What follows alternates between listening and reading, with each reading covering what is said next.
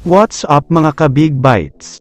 Calvin Abueva, Aaron Black at Jamie Malonzo, out na lahat sa playoffs. Pero bago ka sana magpatuloy sa panunood ay huwag mong kalimutang mag-subscribe sa aking YouTube channel. Bago ang tatlong masamang balita, isingit na natin ang update tungkol sa Magnolia Hotshots, dahil naglabas ng senaryo ang Spin.ph, at sinasabing kapag natalo daw ang Magnolia sa huling laban nila, mapupunta sila sa number 8 ng standing. Pero hindi pa dyan natatapos ang masakit at mahirap na pagdadaanan nila, dahil kapag nangyari yun ay kakalabanin pa nila ang Northport sa pwesto para sa number 8 spot, tapos ay magkakaroon pa ng twice to win disadvantage. Hindi kasi magiging madali ang huling dalawang laban ng Magnolia. Makakalaban nila ang Terra Firma na naghahanap din ng panalo para makapasok sa playoffs.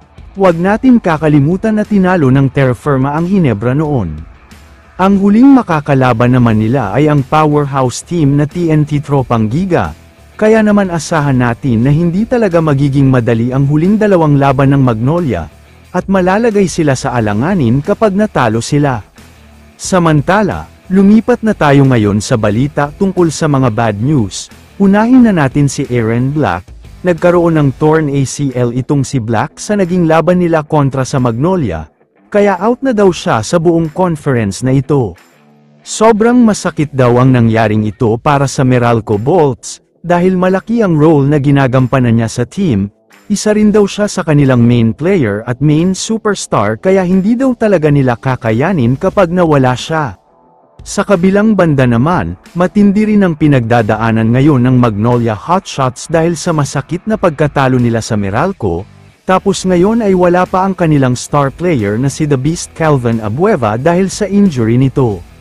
Hindi nga siya nakapaglaro noon kontra sa Meralco, at ang pinangangambahan ng management nila ay baka malala ang naging injury niya, posibleng ACL o MCL injury. Wag naman sana, pero hindi nila inaalis ang posibilidad na ganun ang nakuha niya. Ang huling player na pag-uusapan natin para sa video na ito ay walang iba kundi si Jamie Malonzo, dahil hindi rin daw inaalis ni Coach Tim ang posibilidad na mawawala si Jamie sa playoffs dahil medyo malala rin daw ang injury niya. Hindi lang daw kasi Ginebra at PBA ang dapat na isipin ni Coach Tim dito, dahil kakailanganin si Malonzo sa Gilas Pilipinas sa darating na July, kaya posibleng hindi na daw isusugal ang kalusugan niya, kahit mabigyan pa siya ng clearance ng doktor para maglaro. Kaya naman kung kayo ang tatanungin, ano ang masasabi nyo sa tatlong balitang ito? I-comment mo naman ang opinion mo tungkol sa tanong na ito. Dito na muna nagtatapos ang video na ito. Maraming salamat sa panunood mga ka-Big Bites. God bless sa inyong lahat.